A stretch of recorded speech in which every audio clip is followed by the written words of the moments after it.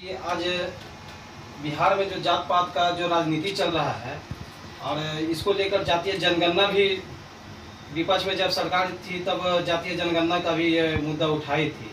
तो जात पात के जात पात सर ये कितना माने सक्रिय होगा, इसके लिए ये जानना चाह रहे हैं। गलत, ये बिल्कुल उसी तरह से गलत फहमी है नीतीश कुमार जी की, जिस तरह से वो शराब के लिए आबकारी नीति ला रहे थे, आदर्श आबकारी नीति। देश की, प्रदेश की एकता और अखंडता को खंडित करने वाले हमारे नीतीश कुमार हैं। इनके दिमाग में कुछ है ही नहीं, सारा बर्बाद करके छोड़ देने का स्कीम जो है वो बिहार में लगा चुके हैं। आखिर ये जात पात से क्या रिजल्ट मिलने वाला है बताइए आप लोग। मानव के रूप में क्यों नहीं देखते हैं हमारे राजनेतागण लोगों को, जात पात में उलझा करके रख देते हैं। इससे कोई फायदा नहीं है। युवाओं को जात पात का जो ये बंधन है उसको तोड़ना है। और हम भर्त्सना करते हैं इस तरह के बुद्धि, छोटे बुद्धि वाले सरकार के लोगों की, जो जात पात के आधार पर सरकार बनाना चाहते हैं और अराजकता की ओर प्रदेश को धकेलना चाहते हैं। युवाओं से निवेदन है कि आप लोग ही इसको तोड़ सकते हैं, इस चक्र को। कुचक्र है, किसी भी जात का भला नहीं है। भला है सिर्फ उन लोगों का जो कुर्सी पर बैठते हैं, जात को लड़ाकर कुर्सी पर बैठ जाते हैं। एक भी शिक्षित हैं, अशिक्षित है सभी के सभी, और शिक्षित लोगों पर राज कर रहे हैं ये जात पात के बंधन में बांध करके। आप लोग प्रदेश के अच्छे मंत्री, मुख्यमंत्री, विधायक हो सकते हैं। आप लोगों को राजनीति में आना चाहिए, नहीं तो राजनीति का कोई भरोसा नहीं है। दिन प्रतिदिन इतना गिरते जा रहा है राजनीति, युवाओं का जो अगला जनरेशन है वो तो बुरी तरह से प्रभावित होगा। इसलिए आप लोग ये जात पात का विरोध करें, धर्म संप्रदाय का विरोध करें, मानव मात्र बन के रहे, यही एक परिभाषा होनी चाहिए मानव की। नहीं तो मानव को टुकड़े टुकड़े में बांटिएगा तो देश की एकता और अखंडता, समाज की समरसता भंग हो जाएगी। लेकिन सर सरकार जब विपक्ष में थी आरजेडी की सरकार, तो वो बार बार है जो जातीय जनगणना पर जोर दे रही थी, और अभी तो दोनों एक साथ हैं, जेडीयू और आरजेडी। ये लोग एक ही प्रकृति के लोग हैं, निस्वार्थ काम नहीं कर रहे हैं। सब अपने अपने स्वार्थ में लगे हुए हैं, अपने परिवार को राजनेता बनाना चाह रहे हैं। अगर जात पात खत्म हो जाता तो आप लोग राजनेता बन जाइएगा, तब इन लोगों का स्वार्थ सिद्धि कैसे होगा। इसलिए ये लोग विकृत मानसिकता के लोग हैं, गजब सोचते हैं, अजब गजब सोचते हैं। बिहार को पूरे हिंदुस्तान, पूरे विश्व में मजाक का चीज बना करके छोड़ दिए ये लालू प्रसाद यादव और नीतीश कुमार। अरे ये लोग मानसिक रूप से विक्षुब्ध है। जो ये बात बोलता है कि जात पात का गिनती करेंगे तो क्या, तो अभी 200 जात निकाले, सब जात नहीं हुआ उसमें कवर। इतनी जातियां हैं, इतनी पंथ हैं, अब सब पंथ का गिनती करेंगे तो ये तो मानसिक दुर्दशा है, मानसिक दुर्दशा है। बिहार का दुर्भाग्य है। क्या सर राजनीतिक में सब जात पात को गिन रहे हैं, लेकिन जब हम कहें तो बाजार में जब निकलते हैं, कोई होटलों में जाते हैं या फिर ब्लड बैंक में जाते हैं, वहाँ से खून लेते हैं, तो क्या वो लोग है जो जात पात को देखते हैं?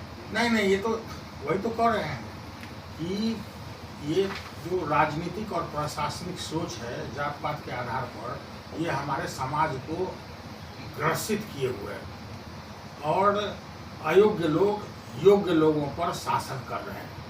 ये जात पात एक जड़ है और ये सबसे बड़ा आतंक है हमारे समाज में कि हमारे एक जात के लोग दूसरे जात के लोग से डरते हैं। ये कोई समाज हुआ? ये लोग समाज का निर्माण किया है? ये लोगों को समझ में आता है? ये लोगों को अय्यासी करने से फर्क फुर्सत मिलेगा तब ना। एक दूसरे से लड़ता है, अपनी अपनी वास्तविक स्थिति के मूल्यांकन नहीं कर पाते ये लोग अपने को प्रधानमंत्री समझ बैठे हैं। अगर ये प्रधानमंत्री बनेंगे देश का, तो देश को शराब में डुबा देंगे, देश को जात पात में डुबा देंगे, देश को बर्बाद करके छोड़ देंगे नीतीश कुमार। आवश्यकता से अधिक अहंकार हो गया है नीतीश कुमार को। तो जाएंगे, युवाओं से निवेदन है कि इस तरह की सरकार का समर्थन मत करें। धन्यवाद। सर बता रहे थे कि जातिवाद है जो समाज के लिए आतंकवादी के समान है, जातिवाद को है जो आतंकवाद से जोड़े हैं, इस पे क्या कहना है सर आपको? देखिए, निश्चित रूप से भारत का गौरवशाली अतीत रहा है और हम पूरे विश्व को दिशा दिए। हमारे यहाँ 3 विश्वविद्यालय, विक्रमशिला, तक्षशिला, नालंदा, और विदेश से लोग यहाँ पढ़ने आते थे नालंदा विश्वविद्यालय। और आपको जानकर खुशी होगा कि यहाँ जो द्वारपाल होता था वो पहले इंटरव्यू लेता था, तब वो बच्चा को कैंपस में एंट्री मिलता था।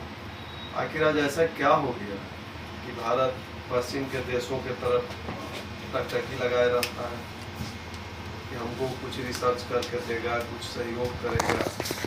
और यह जो नेता लोग हैं, ये तो मोटी चमड़ी का है, ये किसी का नहीं है। नेता का मतलब होता है प्लस लेता माइनस देता इक्वल टू नेता, और राजनीति का मतलब हुआ रस से राक्षस के तरह, जस से जनता को, नी से निगल जाना, अति से तिक्रम के द्वारा। अभी देखिए कितना दुखद स्थिति है कि हमारा 65% नौजवान है भारत का। इसके रोजगार के लिए हम बात नहीं कर रहे हैं, इसका स्वास्थ्य के लिए हम बात नहीं कर रहे हैं। आप सोचिए, जो पार्टी 70 साल देश में शासन किया और उसका पूर्व राष्ट्रीय अध्यक्ष को अपना हेल्थ चेकअप के लिए विदेश जाना पड़ता है। अभी सोनिया जी का हेल्थ चेकअप विदेश में हुआ है। बिहार में भी यही हाल है, जरा सा किसी को माथा में दर्द होता है तो उसको एयर एम्बुलेंस से दिल्ली भेजा जाता है। हम पूछना चाहते हैं कि जो लोग यहाँ 32 साल से शासन में है, बड़ा और छोटा भाई, क्यों नहीं एक भी ऐसा अस्पताल बना जहाँ हमारे यहाँ ही व्यवस्था हो? कितना दुर्भाग्यपूर्ण। और नौजवानों को बांटा जा रहा है, यह दिग्भ्रमित किया जा रहा है, जाति धर्म के नाम पर लोगों को कमजोर किया जा रहा है। निश्चित रूप से यह जो जातिवादी नेता है, ये आतंकवादी से भी खत्म है। आज जाति जनगणना की बात हो रही है, किसको गिन के आप डराना चाहिए? जो जाति का ज्यादा संख्या होगा, कल कम संख्या वाला को डराएगा, उसका धन हड़पेगा, उसको लूटेगा, उसको परेशान करेगा, वो बेचारा कहीं फिर माइग्रेट कर जाएगा, भाग जाएगा। यह बहुत दुर्भाग्यपूर्ण है। और हम लोग खास करके प्रेमी फाउंडेशन इसको लेकर लगातार पिछले 30 वर्षों से हम लोग काम कर रहे हैं, राष्ट्रीय एकता और अखंडता को लेकर। और अभी हमारा राष्ट्रीय एकता शिविर 19 तारीख से नालंदा में लग रहा है और 27 अक्टूबर से जयपुर में है। ये बच्चे जयपुर जा रहे हैं कैंप में, और दूसरे अभी उत्तराखंड गए थे। हम लोग पूरे देश में घूम घूम कर प्रेम, शांति, भाईचारा का संदेश दे रहे हैं। राष्ट्रीय एकता और अखंडता कैसे मजबूत हो, इस पर हम लोग लगातार काम कर रहे हैं।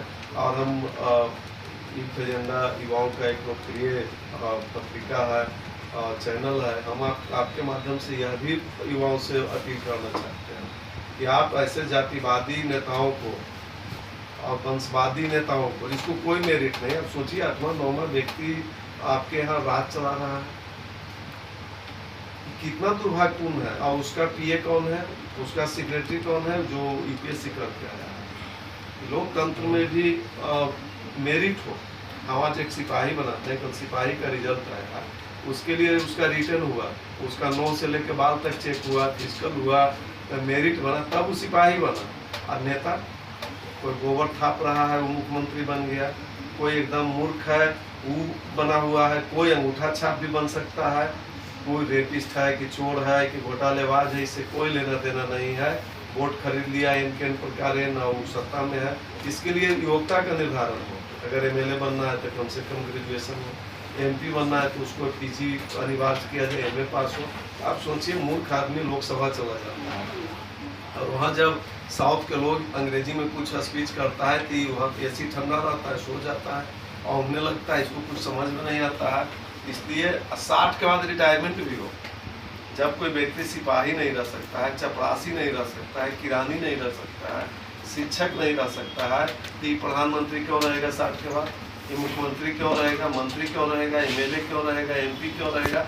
इसको भी हटाने की जरूरत है। और हम देश के नौजवानों से आह्वान करते हैं कि इसके लिए आप सड़क पर आइए, कि आपका हक मार रहा है एक ही व्यक्ति, जब तक वो नहीं मरेगा। हम तो कभी कभी हंसी भी आता है कि एक गोवा का मुख्यमंत्री था, उसको कैंसर हो गया था, वो पूरा ऑक्सीजन और पाइप लगा के ऑफिस जाता था। अरे भाई, क्यों कुर्सी से तुमको इतना मोह है? तुम दूसरे लोगों को अवसर दो। तुम अगर फिजिकली साउंड नहीं हो, एज तुम्हारा ज़्यादा हो गया, 60 हो गया, तो जाओ घरे नाती पोता के साथ समय बिताओ। क्यों तुम यहाँ कुर्सी छेक के बैठे हुए हो? ऐसे लोगों को आप खदेड़िए, भगाइए, और कभी भी जात पात को बढ़ावा मत दीजिए। यही हम अपील करना चाहते हैं। है एक जहर के समान है, जो कि एक जिस तरह से जातिवाद को फैलाया जा रहा है, इससे आम लोगों के बीच, जनता के बीच है जो नफरत फैलाया जा रहा है।